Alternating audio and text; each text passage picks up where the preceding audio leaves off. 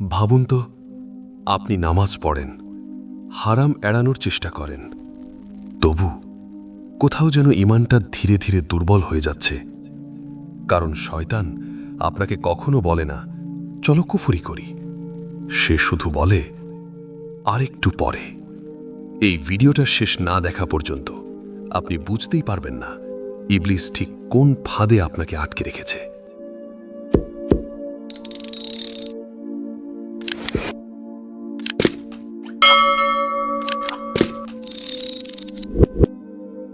ইবলিস কোনো কল্পকাহিনী না, সে বাস্তব, সে বুদ্ধিমান এবং সে প্রতিজ্ঞাবদ্ধ।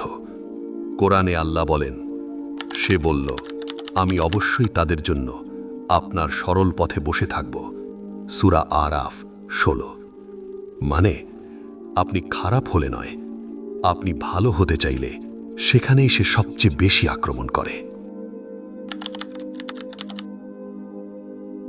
শয়তানের সবচেয়ে সহজ ফাঁদ ডিলে। সে বলে না নামাজ পড়ো না, সে বলে এই কাজটা শেষ করে পড়ব, এখন ইয়াং বয়স, পরে তওবা করব। রাসূল সাল্লাল্লাহু আলাইহি ওয়াসাল্লাম বলেছেন, তোমাদের কেউ জানে না সে আগামীকাল পর্যন্ত বাঁচবে কিনা। সহিহ বুখারী। পরে এই একটা শব্দ দিয়েই অনেক মানুষ সব হারিয়েছে।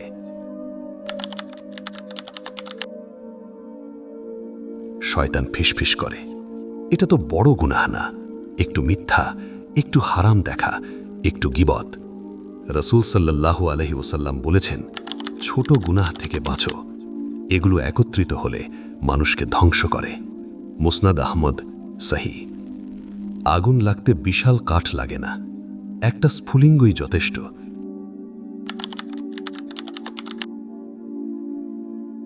এই ফাঁদটা সবচেয়ে ভয়ঙ্কর, কারণ এটা আপনাকে নিজের কাছে নিরাপদ মনে করায়। আমি তো নামাজ পড়ি, আমি তো ওদের মতো খারাপ না। কোরআনে আল্লাহ বলেন, নিজেদের পবিত্র মনে করো না। সূরা নাজম 32। ইবলিসও তো বলেছিল, আমি ওর চেয়ে ভালো।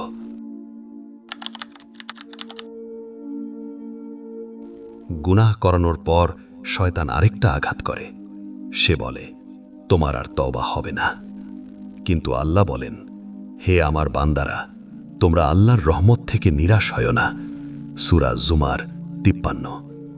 শয়তান চায় আপনি হাল ছেড়ে দিন, আল্লাহ চান আপনি ফিরে আসুন।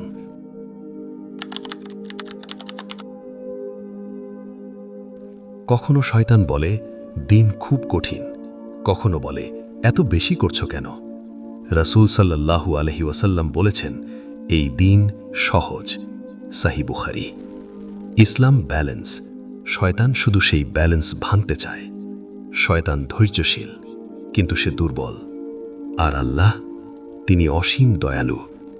নিয়মিত নামাজ, কোরআনের সাথে সম্পর্ক, বারবার তওবা, এই তিনটা জিনিস শয়তানের সব ফাঁদ ভেঙে দেয়।